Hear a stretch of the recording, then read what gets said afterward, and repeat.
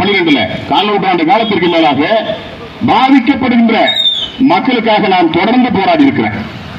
2012 வன்னியர் சமூகம் என்று சொல்லக்கூடிய அந்த ஒரு சமூகத்திலே ஆவிழிக்கரை என்று சொல்லக்கூடிய அந்த கிராமத்திலே படுகைக்கு பக்கத்தில் குணசேகரன் மகன் குணசீலன்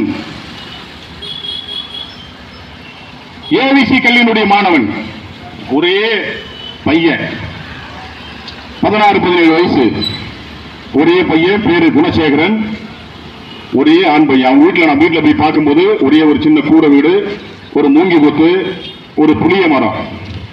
2012 இதே போல ஒரு தேர்தல், உள்ளாட்சி மன்ற தேர்தலில் குணசேகரன் மகன் குணசீலன் என்பவன் கொலை செய்யப்படுகிறான். அன்றைக்கு அனைத்து இந்திய அண்ணா திராவிட முன்னேற்ற கழகத்தினுடைய ஆட்சி 2012 அண்ணா திராவிட முன்னேற்ற கழகத்தினுடைய ஆட்சி. அந்த ஆட்சியில ஒரு ஏவிசி கல்லூரி பாலிடெக்னிக் கல்லூரியுடைய மாணவன் கொலை செய்யப்படுகிறான். அதுல அன்னைக்கு நாயகடி நாகராஜன் சொல்லிட்டு ஒரு இன்ஸ்பெக்டர் ஆஃப் போலீஸ் பெரம்பூர்ல இருக்கிறார். அன்னைக்கு பூம்பார் சட்டமன்ற உறுப்பினராக பவுன்ராஜ் அவர்கள் இருக்கிறார். இவங்க 2 பேரும் சேர்ந்து ஒரு பையனை கொலை செய்து விடுகிறார்கள். அந்த கொலை எப்படி நடக்குதுன்னு கேட்டீங்கன்னா, அந்த மக்கள் மன்றத்தில் சொல்லுவதற்கு, அதை பதிவு செய்வதற்காகத்தான் இன்றைக்கு நான் இங்க வந்திருக்கிறேன்.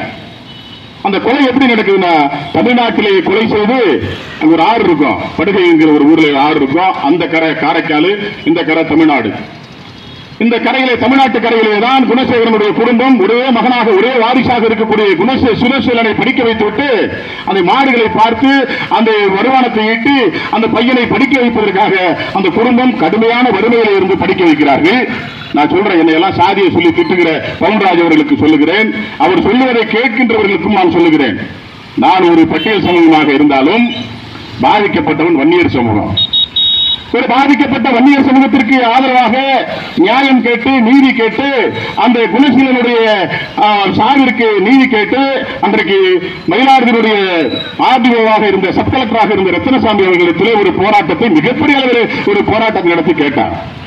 இதில் ஆத்திரமடைந்த இன்றைக்கு அனைத்து இந்திய அண்ணா திராவிட முன்னேற்ற கழகத்தினுடைய மாவட்ட செயலாளர் இருக்கக்கூடிய பவுன்ராஜ் அவர்களும் அன்றைக்கு காவல்துறையில திமிர் பிடித்திருக்கிற நாயகடி நாகராஜன் என்பவனை சேர்ந்து ஒரு 6 நபர்களை வைத்து 2012 என்னை கொலை செய்ய முயற்சிக்கிறார்கள். இருசக்கர வாகனத்தில் வர மக்கள் மன்றங்களிலே சொல்லுவதற்காகத்தான் நான் இங்கே வந்திருக்கிறேன்.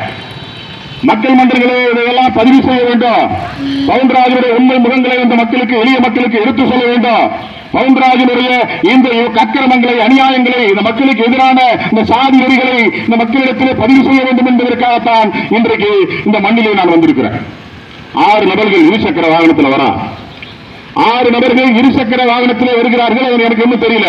என் பின்னை தொடர்ந்து எரவாஞ்சேரி என்று சொல்லக்கூடிய எங்க அக்கா வீடு தான் இருக்கு, எரவாஞ்சேரி என்று சொல்லக்கூடிய அந்த இடத்திலே வைத்து என்னை கடுமையாக வெட்டுகிறார்கள். 6 நபர்கள் கொண்டு விட்டு மண்டையில 2-3 வெட்டு வீர பெருமைகளை வந்து வாங்கியிருக்கிறேன். இந்த மண்டையில் இருக்கக்கூடிய அந்த வெட்டு என்பது பவுன்ராஜுடைய கூலிப்படைகளால், பவுன்ராஜனுடைய கூலிப்படைகள் 15 லட்சம் ரூபாய் பணத்தை கொடுத்து என்னை கொலை செய்ய முயற்சிக்கிறான். அவனுக்கு இன்றைக்கு மயிலாடுதுறை மாவட்டத்துடைய மாவட்ட செயலாளர் பொறுப்பு. எத்தனை வன்பெருமைகளை, எத்தனை சாதி வெறியாட்டங்களை, எத்தனை மணல் கொள்ளைகளை, எத்தனை கனிமவள கொள்ளங்களை இன்றைக்கு செய்து வருகின்ற இந்த மாவட்டத்துடைய அதிமுகவுடைய மாவட்ட செயலாளர் பவுன்ராஜ் அவர்கள் இன்னைக்கு இந்த தொகுதியில் போட்டியிடுகிறார்கள். அவரை எதிர்த்துத்தான் இன்றைக்கு நாம் இந்த மண்ணிலே களம் கொண்டு வந்திருக்கிறோம். எதற்காக சொன்னீங்கன்னா, 6 பேர் இந்த கும்பல் என்னை சரமாரியாக வெட்டுகிறார்கள். நிலை குலைந்து போகிறேன்.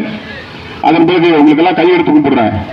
நிருபர்கள், ஜனநாயகத்தினுடைய 4வது தூணாக இருக்கக்கூடிய நிருபர்கள் அன்றைக்கு வந்து பல லட்சம் ரூபாய் நமக்கு செலவு செய்து இந்த உயிர் காப்பாற்றப்பட்ட, இப்படி அயோக்கியத்தனமாக இருக்கக்கூடிய, அக்கிரமம் பிடித்து சாதி வரி பிடித்திருக்கின்ற பவுன்ராஜ் மீது 274 2012 என்கிற ஒரு வழக்கு 2012 பவுன்ராஜ் மீது போடப்படுகிறது. 274 வழக்கு போடப்படுது. இந்த வழக்கில் 307 குலமுயற்சி வழக்கு, அந்த குலமுயற்சி வழக்கு போடப்படுகிறது. 10 ஆண்டு காலம் அனைத்து இந்திய அண்ணா திராவிட முன்னேற்ற கழகம் தமிழகத்தை ஆட்சி செல்கிறது.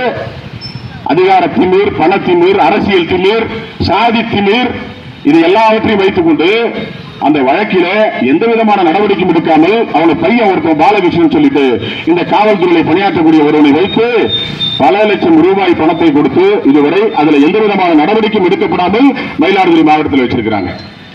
இப்படிப்பட்ட ஒரு கொலை முயற்சி வழக்கிலே தொடர்புடைய ஒரு மிகப்பெரும் குற்றவாளி, ஏற்கனவே குணசேகரன் மகன் குணசேகரனை கொலை செய்த ஒரு குற்றவாளி இந்த மண்ணிலே இன்றைக்கு பூம்புகார் தொகுதியிலே தொடர்ந்து 5வது முறையாக போட்டியிடுகிறார் என்று சொன்னால் இதை எப்படி இந்த மக்கள் பார்க்கிறார்கள்? எப்படி இந்த மக்கள் இதை எடுத்துக்கொள்ளப் போகிறார்கள்?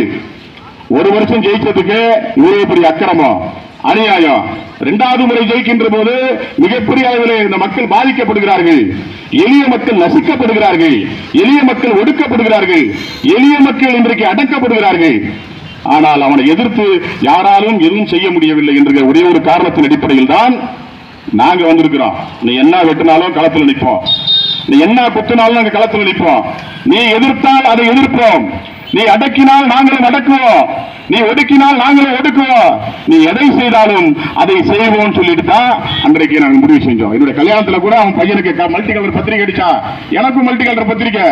அவனுக்கு 5000 பேர்னா எங்களுக்கு 500 பேரு, அவனுக்கு 5 போலீஸ்னா எங்களுக்கு 5 போலீஸ், எங்களுக்கு அவனுக்கு 5 நிருபர்னா எங்களுக்கு 5 நிருபர், எங்களுக்கு 4 அரசியல்வாதி சொன்னா அவனுக்கு 4 அரசியல்வாதி சொன்னா எங்களுக்கு ஒரு 4 அரசியல்வாதி. இப்படி அவர்கள் செய்கின்ற அந்த சமூக விரோத செயல்களுக்கு எதிராக கிட்டத்தட்ட 1/4 நூற்றாண்டு காலத்திற்கு மேலாக 1988 இருந்து இன்றைக்கு அவர்களை நாம் எதிர்த்து இந்த மண்ணிலே போராடி கொண்டிருக்கிறோம். என் வீட்டெல்லாம் அடிச்சு தரைமட்டமாக்கிட்டான். அதையெல்லாம் எதிர்த்து அங்கேயே ஒரு 15 சதுரத்துக்கு இன்னைக்கு வீடு கட்டியிருக்கிறார்.